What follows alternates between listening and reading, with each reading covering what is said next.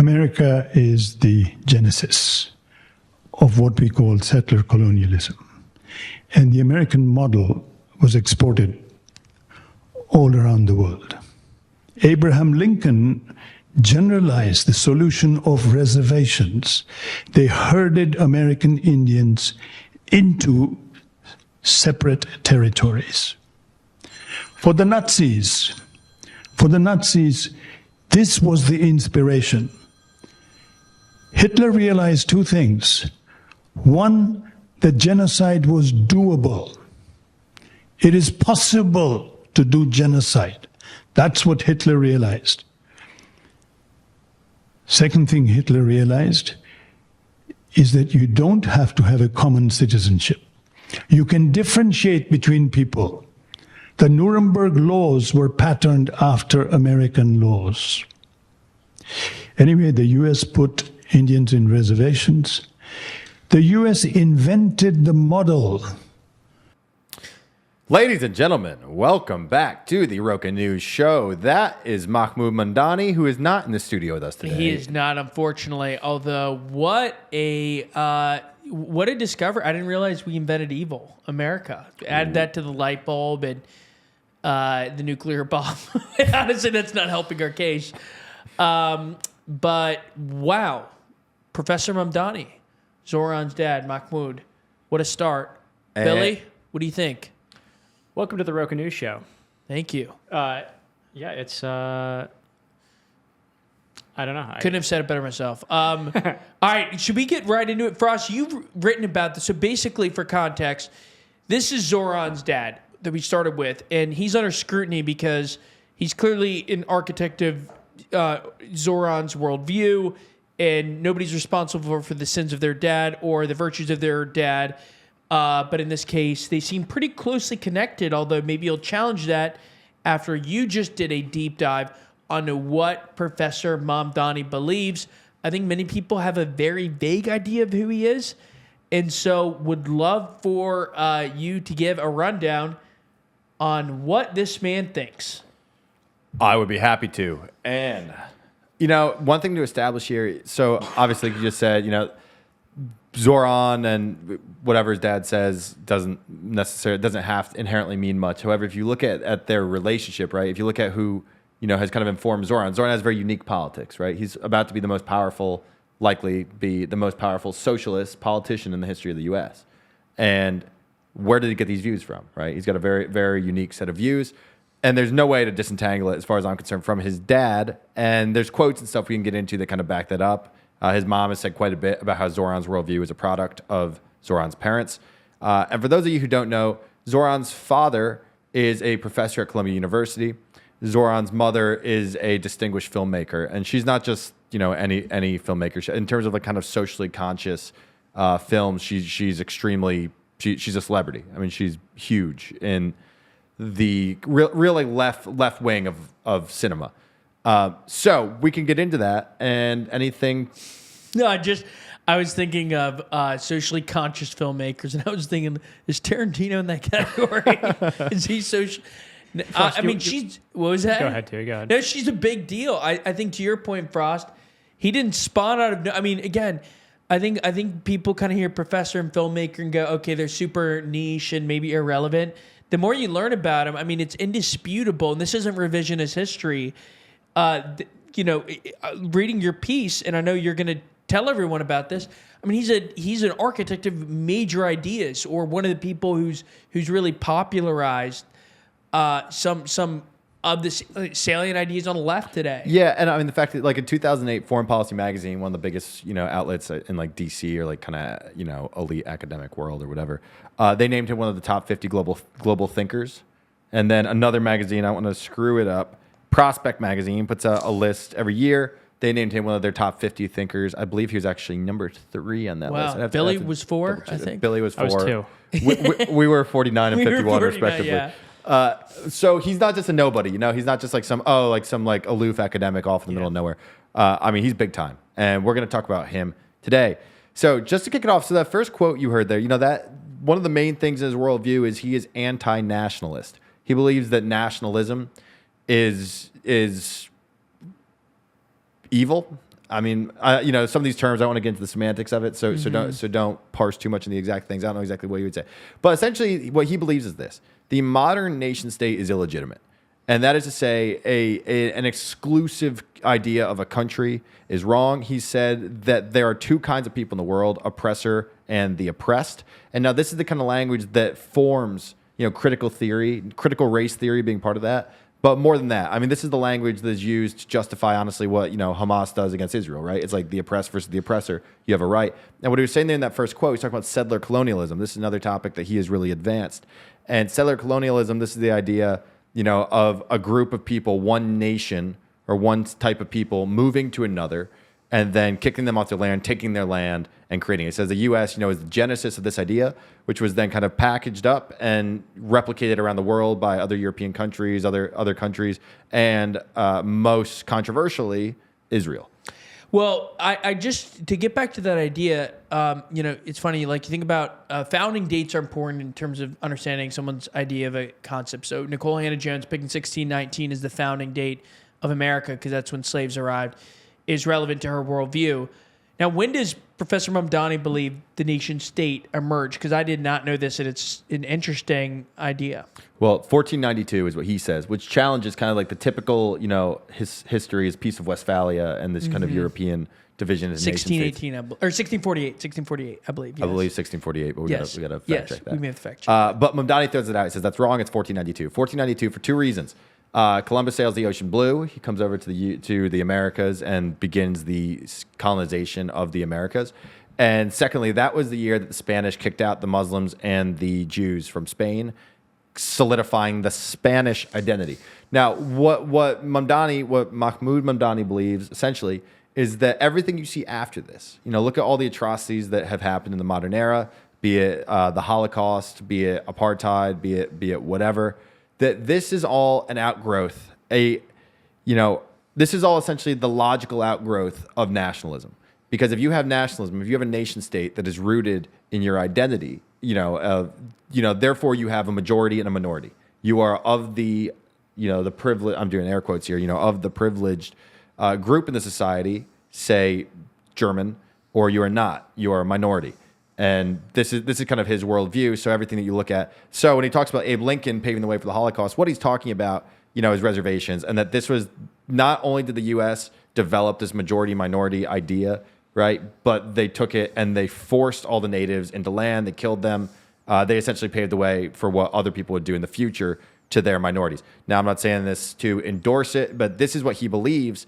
And these ideas, again, are extremely core to modern leftist talk on post-colonialism, again, in air quotes, on kind of the way governments are set up. But so we could get into this more, unless you have any thoughts or questions. I mean, a quick thing. I was just surprised to hear from your piece, but also this clip, just the American-centric, nature of his view of the settler colonial state. Because I'm thinking back about, kind of wiping out native populations. We didn't come up with that. The idea of a hierarchy within a state or an empire, we didn't come up with that. Hello, the Roman Empire, the idea of a citizen, and the elevation of sort of Romans above all. And just across the board, he's speaking in a way where America's at the center of it. Well, this is the kind of leftist worldview of America, though. Like whether everything comes back to America. I mean, everything. And I'm not in a position here to like do the country he came to, by the way, from Uganda. Exactly, and yes. But especially if you look at like India, like in India, there's a lot of like the political discourse there. It's very very left wing, kind of the academic type, the elite. Very left-wing discourse. It's very anti-American, right? Blames America for a lot of stuff. I learned this when I lived there, and I never fully understood it. They blame us for stuff all over the world that to me there was no direct line. They would see an American line, and I think that's kind of like the tradition that he comes from. So one thing I just want to quote here too. So this is from a book he wrote, I believe it was in 2004. It's called "Good Muslim, Bad Muslim: America, the Cold War, and the Roots of Terror." And I think you can probably guess he's not too sympathetic to the war on terror.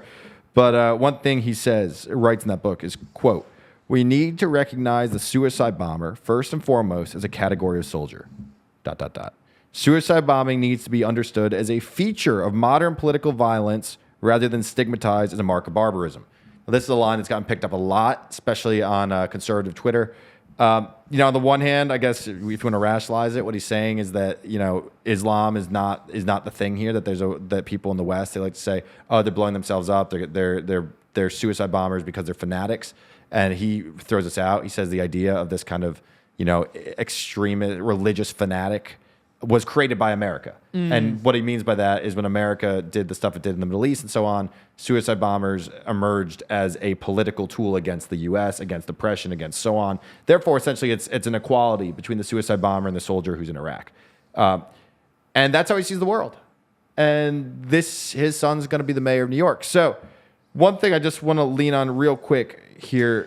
But by the way, just as a quick thought, I think that's also relevant to Zohran in that one of these centerpieces, and he always does an amazing job, a very effective job at tying all issues and controversies back to affordability. Like he'll just sort of avoid it. If you say, for example, do you condemn the globalized intifada slogan used by groups you're associated with, whether that's the DSA or various Muslim groups in New York, and he'll just basically say, I care about affordability of New Yorkers. So I'll always ignore it. But I think core to it is, how much does, and obviously a lot of these organizations right after October 7th would say, something like Glory to the Martyrs or something. I think it goes to show if he grew up, if he truly inherited that worldview, and we're going to play some clips of various things he said in recent years, then you probably don't view October 7th as a tragedy. And I think a lot of people have run cover for him and goes, of course, he condemns Hamas. And he does talk about, he'll say generically, like, I condemn all war crimes and this and that. But he also says and arrest Netanyahu if he came to New York, and that he's against the idea of a Jewish state. And all that's to say, you got to wonder, if you grew up listening to that at the dinner table, you probably don't view October 7th the same way a lot of Americans do. No, and so I want to quote. So his dad straight up says that Israel shouldn't exist. It shouldn't exist. Mm-hmm. And Zohran essentially said it shouldn't exist as a Jewish state, which of course Israel, if it exists, is going to be a Jewish state. So that's tantamount to saying the same thing. But I just want to read a quote here. This is from Zohran's mother, Mira Nair, probably butchering the pronunciation, but the filmmaker. She said, quote, telling this to the New York Times, of course, the world we live in and what we write and film and think about is the world that Zohran has very much absorbed. 2020, when Mahmood Mamdani put out a book, he dedicated it to Zohran. He wrote, and to Zohran, our son who understands the time has come to go out and join those impatient to change the world. So it's not like fringe to say this. I mean they've said it, and Zohran, he hasn't run outside and said, I took my dad's worldview, but I think it's pretty obvious that it shaped him. And again, keep in mind they came here in 1999. Zohran went to school here, but like they're extremely cosmopolitan people, right? They've lived all over the world. They've lived in Uganda and South Africa. They're of Indian descent, and so on. So they have this worldview that is, forget even just like the leftist side of it, the anti-Americanism that comes with all that. I mean, they're not. You think about your average, American, right? You're born in America. You think of yourself as American. You're an American. Mm-hmm. Whereas for them, it's very different. They're air quotes, the global citizen type. Right. Which a lot of people would say, if you're a citizen of everywhere, you're a citizen of nowhere, and so on. But yeah. Yeah, I mean, and they, to your point about like the distance between Zohran and his dad, I mean, it's a very anti-American thing to, again, hold someone accountable for the sins of their father or mother, and or also to sort of, elevate them because of the status of their parents. Like, that's not an American idea. With that said, I think between him working for his mom, they're extremely close ties to this day by every report out there. His refusal to distance ever. You can assume, and most importantly, by far, is that it's what he said. He said a lot of things. For example, maybe we can hit one of these clips before kind of going back into, some of their own lineage. Billy, I think we have a few to choose from. But just to talk, like, these are some things he said. So let's check out this clip. You want this one here? Yeah, we can do that. Of international solidarity is that it takes me out of the American political landscape and reminds me just how tame some of the things are that I'm actually calling for. And it reminds me of the necessity of grounding ourselves in the struggles as opposed to the fights around the struggles. For anyone to care about these issues, we have to make them hyperlocal. We have to make clear that when the boot of the NYPD is on your neck, it's been laced by the IDF. We're in a country where those connections abound, especially in New York City. You have so many opportunities to make clear the ways in which. Well, I will say that's more than a lot of people on the right would say. The NYPD is lacing the boot of the IDF. Yeah. He's got the inverse take. I thought when he said there are, especially New York City, there are so many Jews. I thought he was going to just straight up go there when he's talking. I don't know if you heard him say that at the end. He was just like, especially New York, where you have so many opportunities. Listen, that is a wild take. I mean, I know he's basically talking about like the Palestinian struggle, which, by the way, in the James Pogue Vanity Fair deep dive, which was a fascinating and the most robust, extensive profile on Mamdani and his campaign that I've come across, he talked about how the Palestinian struggle is the animating force for him, the animating force. And so I guess a generous interpretation of his quote from 2023, by the way, we have to make clear that when the boot of the NYPD is on your neck, it's been laced by the IDF. I think he views the IDF as the symbolic sort of oppressor, and going back to his dad's framework, you're either the oppressor or the oppressed, which is, core to a lot of the various schools that shoot out from critical theory.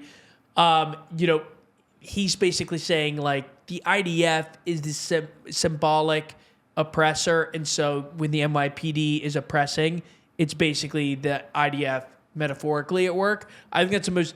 I don't know if he's saying that IDF's shadow running the NYPD. I doubt it, but that's quite.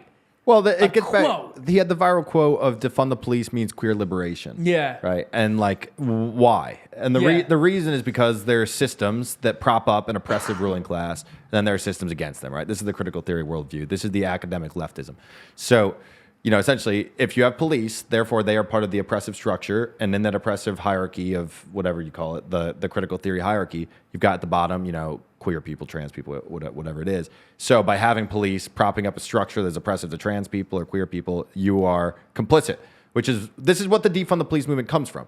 Now, people think it's all, June 2020, May 2020, think it's all George Floyd, think it's all this and that. No, that was when this reached like the mass thing, right? But like in the world of left-wing academia, this stuff has been around. It was always deemed too fringe until 2020 when all this stuff came out. But this is the world. Like, again, Zohran's dad is not just like a fringe player here. I mean, he's a professor at Columbia.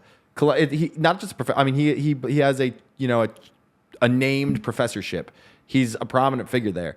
And this is the kind of stuff he believes. I mean, it's really, it's, I think if you said to someone, just think about this, like a couple of years ago, I was thinking about this when I was writing this. You have Mahmood Mamdani writing these books about defending, essentially defending suicide bombers and this and that, going to dinner parties, talking to all these extreme left-wing intellectuals. And then you think 2 years later that he's going there and he's the dad of the mayor of New York.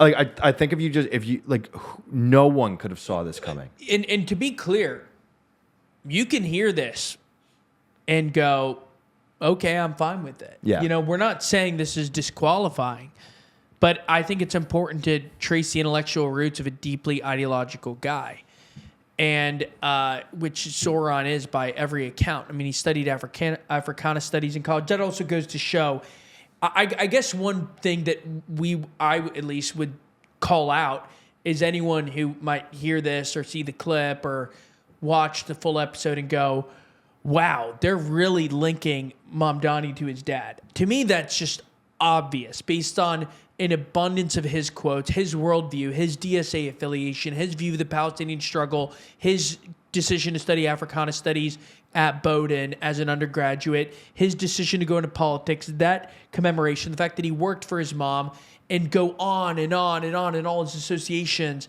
I mean, it's clear that, it would be like if your dad's Santa Claus and, and you spend your entire profession, singing Christmas carols and decorating trees. Like, there's clearly a likely connection there. So I guess I don't think that's a legitimate point. If someone goes, you guys are linking them too much, that's anti-American, they're clearly linked. So yeah, Two quotes linked to that. So one, 2020, Zohran gave an interview with something called the Far Left Show. That's what they the call alt name of this show. Zohran said, quote, "I think honestly, growing up in the family that I grew up in, I was quite open to what would be considered being a radical from a very young age." End quote. So there's that. But second of all, this is a quote from Zohran's dad, Mahmood, in his book, Neither Settler Nor Native. He writes, quote, "The challenge facing anti-colonialists is to reimagine political community without colonial categories and reform polities on this basis." So essentially what he's saying there is we need to decolonize our minds. And what that means is, so for example, if he wrote about the genocide in Rwanda, and he looks at all over Africa where you've had civil wars and stuff. He views this as the product of European colonization. Where the Europeans came in, they established a political structure and they divvied people up, on ethnic lines. Then they left, and you had these people go into war, essentially. So, everything comes back to the West. I mean, this is why the West is like the root of all evil, like in a lot of this stuff. And this is why, again, that thing that they did there, he says, comes from what happened in America with the Native Americans. You know what I think is a very important point here that I think that like the Cuomo camp would fail to understand is I could see them leaking this clip or seeing it get leaked and go, yes, this will hit Zohran, which just shows how out of touch with the Democratic base, especially in New York, they are. There's recent Gallup polling. Maybe we can find it, Bill. Bill, could you just type in Gallup? I actually think it might be the top on Twitter. But there's recent Gallup polling that basically categorizes for Republicans, Independents, and Democrats how patriotic they are. And for Democrats, the number has been declining for a long period of time, or maybe it's Pew Research. I don't know. Here, Billy. But the point is, I think about 36% of Democrats view themselves as very proud to be American, or they think America's a good country, or this is it. Thank you. Okay, here we go. Wow. Pride in being American by political party. Thank you for finding this. That's why I'm number 2 on that list. That's why. 36% in this last year for Democrats. Republicans are at 92. Now, what I notice is, because I think some people would say, well, Trump's in charge again. But what's interesting is the Democrats don't even get to above 65% during the Biden administration. So it's not just tied to Trump. Now, you could say it's a post-Trump world, but even so, I mean, they're lower now than they were for Trump 1. And the Republicans didn't plummet substantially during Biden's term. I mean, they went down from like 93% to maybe like 86%. But if you're listening to this, essentially, it goes to show the patriotic trends for Democrats, Independents, and Republicans from 2001 to 2025. They all started around upper 80s. Now the Democrats are 36%. Republicans are at 92%. They've basically been flat since 2001. Independents are also down substantially to 53% today. So, okay, my takeaway from this is that basically Zohran's dad saying America is evil and the root of a lot of the world's problems, a lot of people in Bushwick and who support Mamdani in New York are going, yeah, I agree. I think we have huge problems. Maybe they wouldn't agree with all of his quotes, or they're not as passionate about defending suicide bombers as a legitimate category soldier. But I think inherently they sort of see America in our institutions, from our military to our police force to our educational system to our media, as oppressive and evil.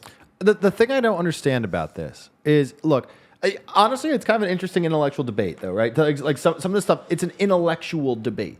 It's like, to get into this, right? You're an academic. You sit in a university, you write papers, you write books, and then you discuss them at conferences, right? Okay, fine. But to take those ideas and to apply them into a city where you have 8 million people living or whatever, I mean, this is where, I guess some people think it's great. I think it's a huge experiment, right?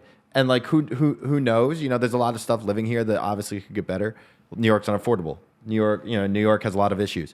Whether this is going to fix it or not, I don't know. But the fact is, these academic debates, it has made its way into the mainstream in a way that is so.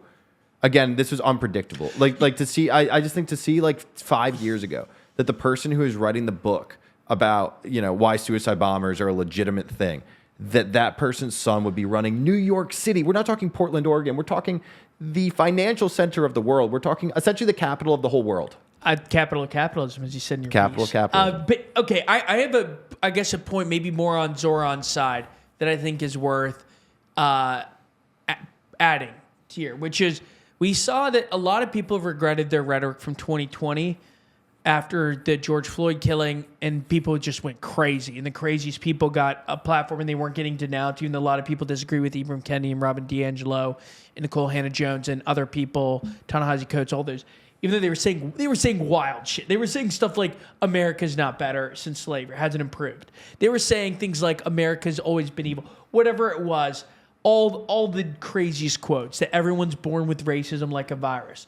All these quotes. And nobody really pushed back because the Chauvin killing was so emotionally upsetting to people, and it was on the heels of other high-profile killings. It was during a Trump administration that people were mad at the system. They were mad at the establishment. They were mad at cops. That they were like, go ahead, go crazy, break furniture, do it all. Shatter everything in the China shop, because they were emotionally charged. I think one reason why Zohran's almost cancel proof, or they could literally, his dad could come out tomorrow saying, I want to burn America down, and I doubt it would affect his poll numbers, is because honestly, the IDF and Israel have really suffered from a PR perspective in a place like New York among young people. That kind of quote, going after the IDF, going after Israel, going after defending Hamas even, that's not going to cost you a lot in New York at a time when most young people in the city find Israel to be either genocidal or to be utterly,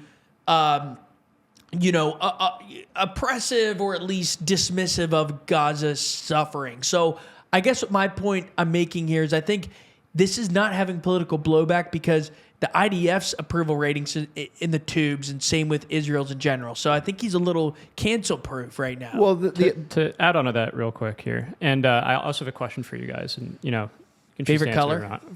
Yeah, what color is the green screen? Okay, so I think building off that point too, say back to 2023, right? The Overton window had shifted to the left, and it was kind of exclusively to the left. Today, and I think this stems from October 7th and the fallout and, Israel's retaliation.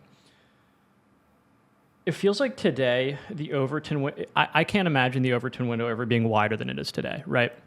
On the left, you have Zohran, Democratic Socialist, about to be elected New York City mayor. On the right side, you have Nick Fuentes, probably the most influential, popular figure on the right now. I would argue. No. Fuentes? For Among young people, yes, absolutely. Young college, dude, I think among edgelords, yes. College-age kids, I think if you look at the numbers he's doing on Tucker yesterday, on everything else, the comments supporting him. I think some people like the spectacle of him in the same way that they like the spectacle of Alex Jones. I think most people... I think Tucker's more influential than Fuentes by far. I agree with that.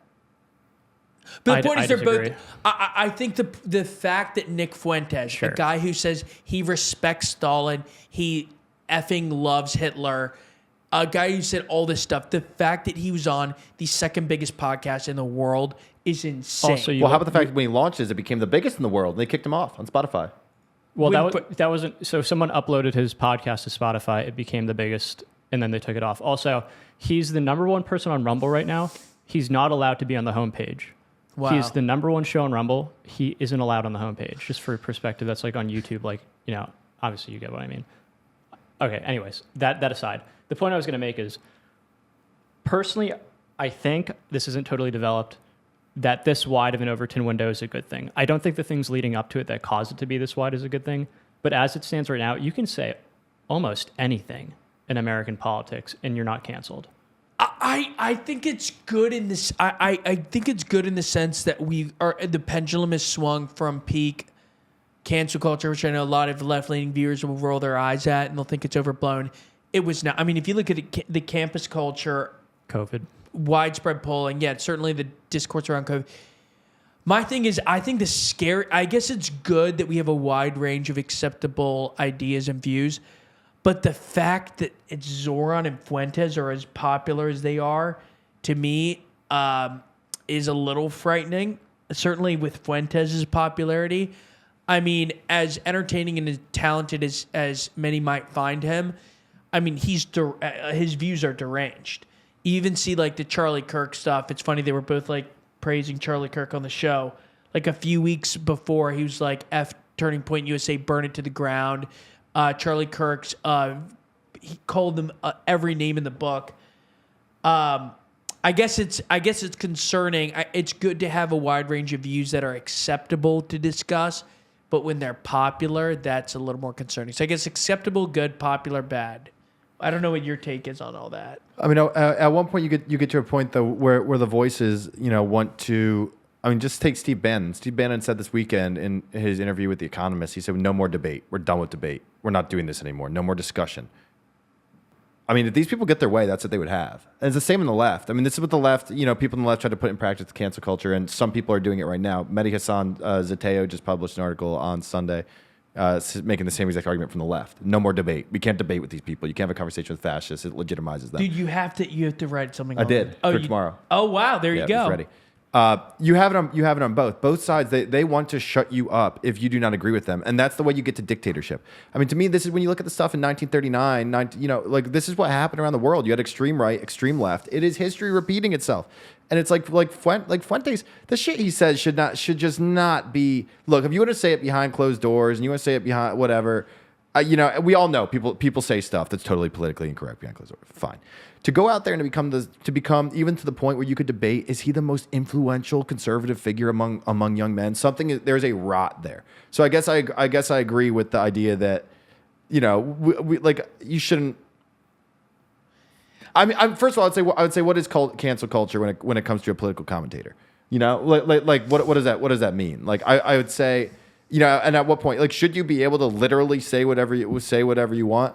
Yeah, sure. I mean, this is America. We have that right, and I think it's good that we have that right. I would say that there is a rot that's implicit with that, and I think it's the same thing on the left and the right. The stuff that Zohran is saying, he's mainlining the furthest left opinions from academia into New York City, which I don't think is necessarily a good thing. And you have Fuentes mainlining the furthest right opinions into the headphones of every young man.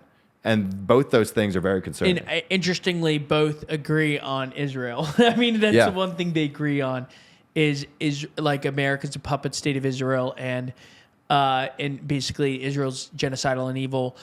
It was also interesting to see Tucker. Well, we don't have to make the show about him, but one of his lines that I think we had kind of hinted at, I must say, is he said explicitly now, more than anyone, fascists, liberals, woke people, the group he hates most. Did you see it? Christian Zionists, which is we've been talking about on the show. That's the group he hates the most. And he listed the names of Ted Cruz, Bolton, George W. Bush, Karl Rove. Those are the people he hates the most in the world.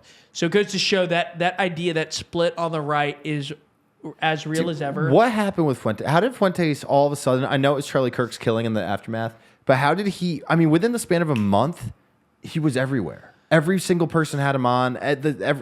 Clips of him everywhere. What happened?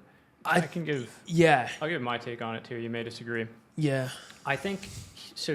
I don't know how long he's been streaming on Rumble. I don't know if that's new or not, but he's been doing a show for a very long time, and I think it's been very popular. I think it started picking up on short form, TikTok, Instagram. He's very entertaining when he speaks. It's, as you guys say, it's easy for a spectacle, and I think a lot of those clips went viral. His show started blowing up. There was the beef with Tucker. Tucker and Candace were talking about him. Both of them don't like him. Well, at the time, didn't like him. Tucker called him a weird little gay kid in his basement. That's what he said about Fuentes, is calling me a Fed. And then Fuentes had his rebuttal, which basically went super viral. It was calling out Tucker, your dad's in the CIA, all this stuff, whatever. You apply to be in the CIA. It was a great rant, and that went super nuclear viral. Then somebody had, maybe it was Patrick Bet David. Yeah, he was the first to have him on. I don't know if he was the first, but I think just one after another, bigger and bigger shows. And now, Tucker. Candace also. I mean, their debate, they're head to head. That one too. Then PBD. I mean, I think part of it is why, this will make me sound a little more BBC, but I think there's truth to this. I think the algorithms are just so destructive and they reward the most insane people. Some people call it, they have the very simplistic take of, well, if he's popular, that's a result of free speech. Algorithms are designed to elevate the most extreme. They are designed to do that because people will engage with them by not liking them, but their rage will keep them hooked. So they're not the most popular view, and then they become more and more popular. So he kind of had the Andrew Tate explosion where I think a lot of people knew Andrew Tate went too far, and that he's mean-spirited. And interestingly enough, neither really practices what they preach in many ways. And both are sort of alone. They don't have family lives. They talk about like the destruction of the West and social fabric and everything. And, you know, Fuentes just rants alone in his, I think, Illinois house all day. And He seems to have a good relationship with his parents. he does. I think. Well, so what was I going to say? Do you know Mr. Fuentes? No, there's a lot of clips of his mom like calling into the show. Apparently, wow. she's watched every show he's ever done. But Well, yeah. I mean, I just think that maybe he does. I would not elevate him personally as any role model. no, sure, but I don't think it's right to say there's no like family life there, for instance. Okay, I guess if he's talking, fair enough. Billy, I would just say, at what point do we draw the line? I'm not saying in terms of what you should be legally allowed to say. Of course, like I firmly believe you should, unlike Europe, we have the right to speak here, and like that's extremely important. But there's also a point where you just get past decency, and we get ourselves on a path of no return. We get ourselves on the path to something that's horrible, and there are words that people can say that appeal to a large majority, or a plurality of the population that could lead us to disaster, especially if times are worse. And what do we do to stop stop that? And again, I'm not saying that Fuentes is the guy who's going to take us there, but it could be the guy one past him or one past him or one past him. It's obvious to me we're on a trajectory where we keep going further and further to the right. Now, I think what you could even say, and I mean, a lot of people would definitely reject this, but I kept thinking when I was in Europe, dude, the U.S. could be really lucky to have Trump right now if Trump abides by the Constitution and whatever, and if Trump can legally and constitutionally address the issues that people have, it could be the best thing that happens to the U.S. to stopping a descent into real dictatorship and real whatever. When you look at Europe, the way that people talk in places like Germany and the U.K., I mean, their political class is totally is irrelevant. It's because they have not solved the pressing issues, right? Cost of living keeps going up. Immigration keeps going up. No matter what people say, the political class is incapable of solving the issues. Trump is elected to fix the issues, right? If he succeeds, I don't think American people are out here baying for blood. Like, if you get to the point, though, where he fails, and then the next person, you have a 40-year-old Fuentes as president or whatever, that to me is the real risk, I agree with you. I think, frankly, I feel like... One last thing. Go ahead. That's why I think Charlie Kirk was a good influence on our politics. Because I think Charlie Kirk channeled this stuff away from Fuentes into the mainstream. I think Charlie Kirk's positions, were they conservative, were they arguably far right and so on, sure, whatever. But they were mainstream, and this is something we talked about a lot. And he was not the one who was pushing people to be racist or I mean, I know people would challenge that, but whatever. We know he existed within a spectrum of the mainstream, and I do not think he was leading the president right. I think he was firmly in line with Trump, and I think that a lot of other people are to the right and will keep pulling him to the right, where you get to a point of no return. And same with people on the left. Same with Hassan Piker and Zohran or whatever it is. But sorry, that's just one more rant. No, fair enough. I think I don't know if I would say you answered your own question, but I feel like you kind of brought the points up that I would have made. I don't think you can solve it by policing speech or trying to adjust speech. I mean, maybe if there's someone incredible in the middle, like the RocaNews Show, that puts out very good information, becomes reliable and entertaining, people can go to it or that person.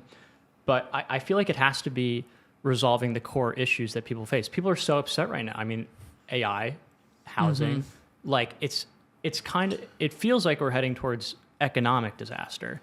And I don't think people are going to I don't think you can quell the storm without making people happier at home. Putting a Band-Aid on the end result of unhappiness to me isn't going to fix it. A couple thoughts on the Fuentes, because I thought the first part of that is a really interesting conversation on what's too far.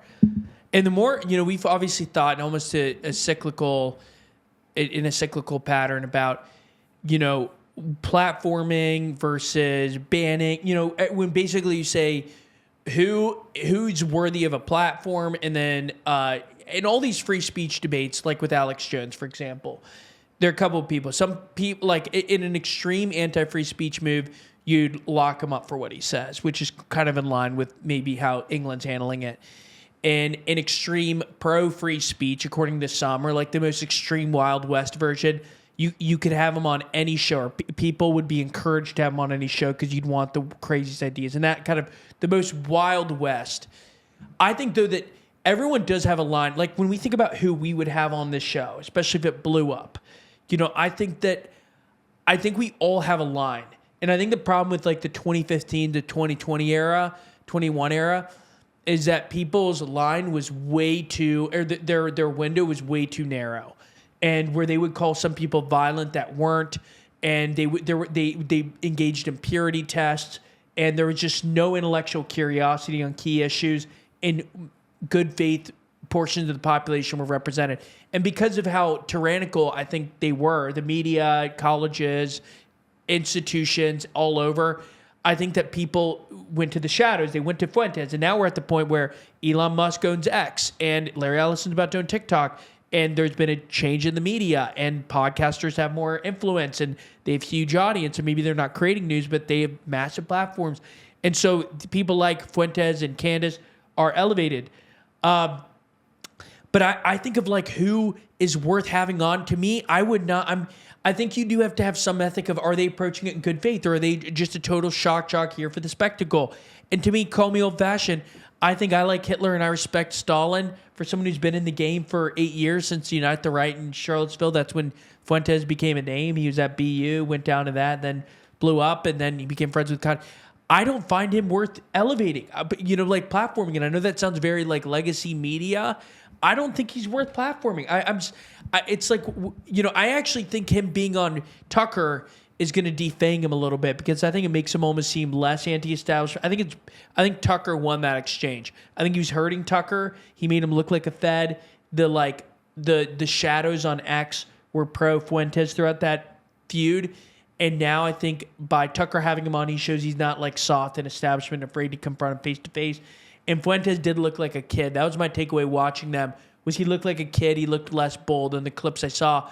But all that's to say, like, him being popular, I guess I'm glad the Overton window's wider. But my goodness, is that really who's influencing young people? Is he offering them a path to happiness, the way he talks about women, the way he talks about all these issues, race? Come on. To me, it's just, he's totally unworthy of a platform. Yeah. So, and also the AI point, Billy, this is actually something I was thinking about this morning. Something I was reading about AI and the coming jobs apocalypse. Dude, the AI issue cannot possibly be overstated. And we are sleepwalking toward it. Yeah. And this is something, day one of calling for a politician who actually talks about this issue. We're talking about 20% unemployment by 2030. This is what Dario Amodei, this is what the CEO of Anthropic says. 20% unemployment by 2030. And no one's talking about it. Not only is no one talking about it, we have a White House that is staffed with AI, people who stand to become billionaires off of this. Billionaires. All the money is circulating around this thing. We're in a position where straight up the oligarchic class that's creating all this technology that they're going to use, they're saying they will use to take us out of a job, are benefiting from the current governmental situation. And no one is stopping it. Dude, if I were a Democrat right now, my calling card would be, we are going to stop the AI jobs apocalypse. We are going to stop the AI jobs apocalypse. No one is talking about it. And is the reason because big tech money is so powerful that no one will stand up to it? Because this is the most obvious. If you were sitting here in 1927 and you were saying in 1929 we're going to go into a depression so deep that 1 in 4 people is unemployed and it's going to lead to fascism and communism and this and that, you would be sitting there banging the alarm so loud. You have the biggest tech CEOs in the world right now saying this is going to happen. We are going to make sure it happens. I think big tech money is super valuable. I also think neither party has total alignment with an anti-AI push. I think the left is less fear of concentrated power in a government. They're like, for example, I remember when working in DC, the left was almost cozier with some of the big tech companies because privacy issues were the big thing at the time. And that was more of a calling card for the right than the left, where they were more interested in privacy. Some lefties were, but by and large, a lot of them were just not interested in the civil liberties aspect of it. I think breaking up the big tech companies unites some, like Lena Khan and Steve Bannon, it'll get some populist left and right support. Bernie, Tim Dillon, like some of those people will support it. But I think neither feels like totally united against AI, and I think you're exactly right. Someone needs to mount an economic case against the AI takeover. Someone needs to mount a humanitarian, spiritual case. My concern, and I hate to say it, I just think Americans are kind of asleep at the switch. Like Andrew Yang stood up. I'm not saying he's a perfect candidate. He was obviously quirky and not that, like, he didn't have that ethos of a leader, but like he also was warning about this. You know, I mean, maybe he talked about it more in terms of automation, but he was essentially right. Nobody really cared. Dude, Dario Amodei, he has a three-step path to how we end up with 20% unemployment. Number one is the tech companies keep doing what they're doing without regulation happening. Number two is the governments don't act. They either don't care or they don't know or whatever happening. Number three is people don't realize. And then all of a sudden, dude, it's the frog in boiling water, right? And that's done. And this is what he says. And I don't see a reason to think he's wrong. I mean, again, this is how he, on the one hand, you could say, well, he's just hyping this up to raise more money. If he were out there just trying to raise more money, first of all, you don't have to hype it up that much to raise money at this point. He could do whatever he wants. He's a CEO of Anthropic. But second of all, you would not terrify people. He's out there scaring the shit out of people to regulate it. And not just regulate it, but like he is providing ammunition to the people who are saying we need to ban this stuff. So, you know, I don't sympathize with any of these people, and I don't necessarily trust him totally. However, on this point, I think it makes a ton of sense. But sorry, Billy, were you about to say something? I think that's a great point. I think for us, that's a great rant. Tui, I think you're spot on too. I feel like a bit going back to your point, it's like on the right, it's like, you know, I think they're less so today, but like compared to than a few years ago, but like it's a pro-business, you know, the party's pro-business, you know, et cetera, less regulation.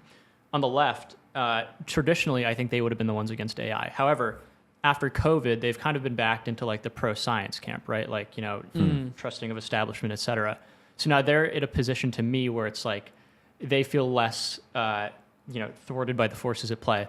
Also, I think people generally feel impotent in terms of asleep at the wheel. Like the government, I think for the most part, isn't acting in the people's interests. And not to make this about Epstein, because I know that's the whole thing, but like everybody thought, you know, people thought it was going to come out. And now like it seems like everybody, you know, a few weeks ago or a few months ago, whatever it was like everybody was like, release the files, right? And they didn't do it. And it's like, fine, but there's no power to the people, like, right? It's like... Yeah.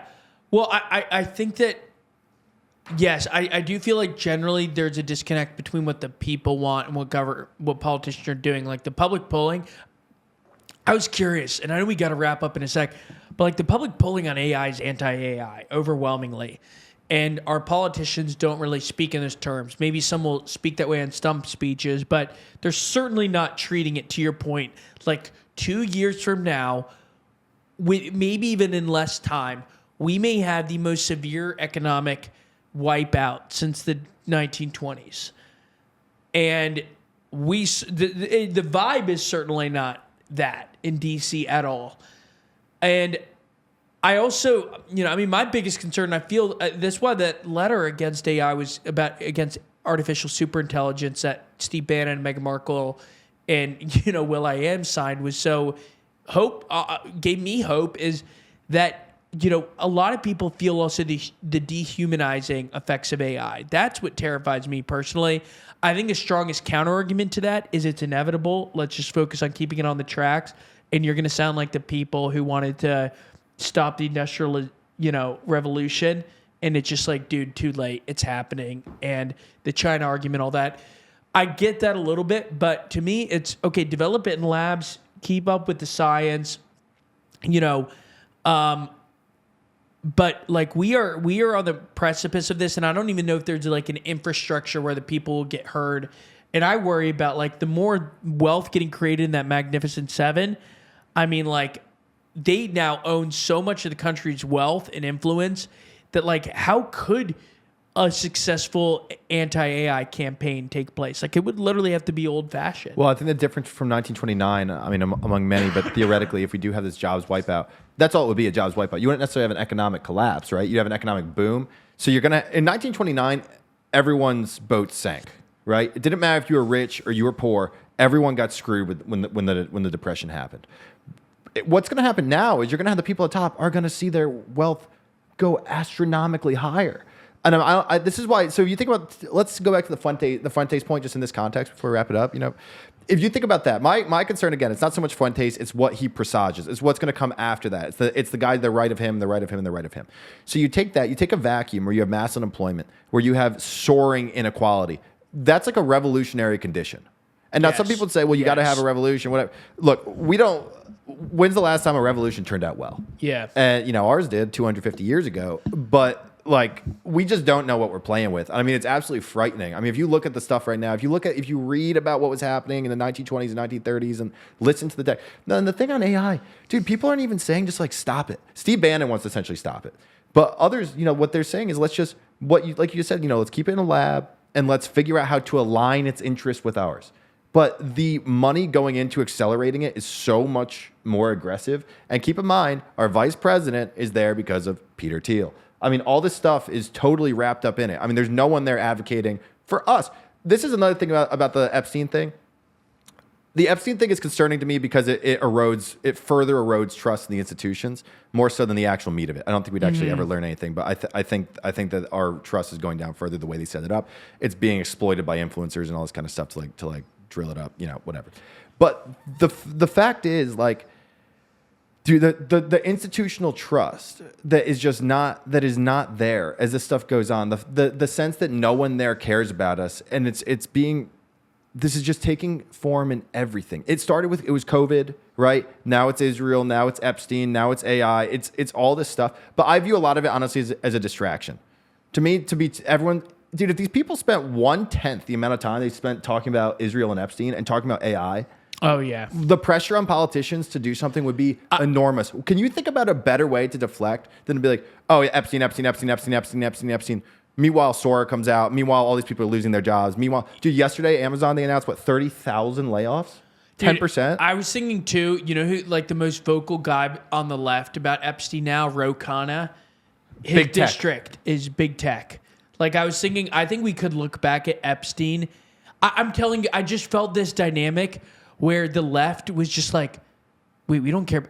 Oh, wait, this is a great opportunity to undermine Trump. That was the vibe I got why they started talking about Epstein. It was so half-hearted. They didn't even know how to talk about it at first. They were kind of looking around like, yeah, Epstein. How about these no files? Are they pedophiles? They clearly did not care about, can't spell pedophiles without files. But they literally didn't know how to talk about it. They weren't interested under Biden. So to me, I'm like, I could see us looking back at that, and it's the definition of a distraction. The biggest, ironically, because they're viewing everything else as the distraction from Epstein. I think Epstein is the distraction from the tectonic plate shifting in our culture, in our economy, and how politics will be done in the future. And just one more note on that, I think that right now, there's in the Screw Tape Letters by C.S. Lewis, which is essentially the head devil writing to other devils who just terrorize people. They talk about politics inherently as the distraction. I think that's true. And right now, if I'm the deep state or some foreign power who's trying to do an influence campaign in the U.S. or whatever else, I am so happy with where U.S. discourse is. They're debating, Nick Fuentes and Tucker talking about Stalin and the white race and immigrant and all this stuff. And it's like the real meat of what's changing is so much more, I guess, frightening long term than a lot of these sort of flashpoints in the culture wars. Would you say the same thing about Europe? Because obviously immigration is the big thing there. But AI, obviously, hasn't been as big of a thing there. I actually, by the way, I think I misspoke a little bit. I actually think immigration is a huge deal. So I don't think that's a distraction. I think it's more just the kind of debates you're seeing every day online about, Soros and the Rothschilds and Epstein files and conspiracies and Israel controlling us. I'm talking about, I think a lot of the debates that dominate the biggest podcasts in the country, and they do dominate the biggest podcasts in the country. That piece, I did draft I wrote on this weekend where you see, you can't stress this enough. The biggest podcasts in the country are talking about these issues constantly. Those are the distractions. I think in Europe, I don't know if your point was that AI is less relevant because they're incapable of fielding a successful big company. But I read an excerpt from a book last night that was written by a German. It was a novel written by a German novelist, I think 1927 or 1933. any other books you're reading from Germans from 1930s, 20s? It was written right before. It was written right before World War II. And what the person wrote was, they said, all people could talk about was politics. That was it. Nothing was changing. The situation was barreling out of control. Everything was horrible. And they said the only thing people spoke about was politics. It's a distraction. That's super interesting. Nothing getting fixed. I'm now, dude, I've gotten concerned enough about this stuff that now it's like everything I'm like looking, I'm spending a ton of time just reading about the 1920s, 1930s. I think it's terrifying. And I mean, it's also important not to get too depressed. And one optimistic note, maybe to end on, bro, I was looking at the Jetsons. You know, like their vision of the world. Yeah. Dude, George Jetson had a job. You know what his job was? What? He was pressing a button once a day. And the reason, right? I mean, you think about it, like that was brilliant to put it in there because they couldn't just let all these people be unemployed. No. You know, it's like, and you know, maybe there's some pushback, and maybe like, what's the system that gets it to that with the tech companies? Amazon, dude, think about that yesterday with one email, dude. Amazon laid off 30,000 people. You know what? Like, I did read, and this will be my final point of the day, but I think it's very interesting that that they're talking about like the different work totals of different civilizations across time. And I finished, by the way, Outliers this weekend, so you'll never hear me talk about it again. But just started a new book, DC novelist, good one, and then another one on animals going extinct. But this one was basically talking about like he quoted a researcher who basically studied how much did French peasants work pre-industrial revolution. And they found that, and they did this also, like Chinese rice farmers had to work absurd amounts of time because of the intricacies and meticulousness of running a rice paddy. And then basically all of these different kind of cultures. Dude, some farmers apparently did not work that hard. And then another profile of English peasants, they worked till like the average day, according to historians from the time, was from dawn, so it was early, till 1 p.m. That was it. That was their day. A lot of it was idle. And sure, like, you know, making dinner may have been more exacting. But like, I also think we could be at a point, like Industrial Revolution, people were working long ass days. Kids obviously work before that. But like, could we be heading to a time of like less work? That'd be awesome. we're going to have a lot more YouTubers to Yeah. Here. Billy, anything More else? frat kid YouTubers? No, I think just happy to be a part of Dog Whistle and anti-English peasant news. You know what I do love about this is that I think a single topic is kind of a fun show structure where you don't have something looming like let's stop. Like we kept going with this one and it evolved naturally. So super fun episode. Do we get more money if we go more than an hour here from YouTube? I don't think that's how it works, but you guys should subscribe while you're here. If you're still If here. you're still here. Bueller? That'd be great. All right, we got to do some of these live once in a while Yeah. too. That'd just be fun. That'd Be be a fun lot to of fun. get the people on there. All right. Hey, thank you all for watching. Thank you so much. Bye.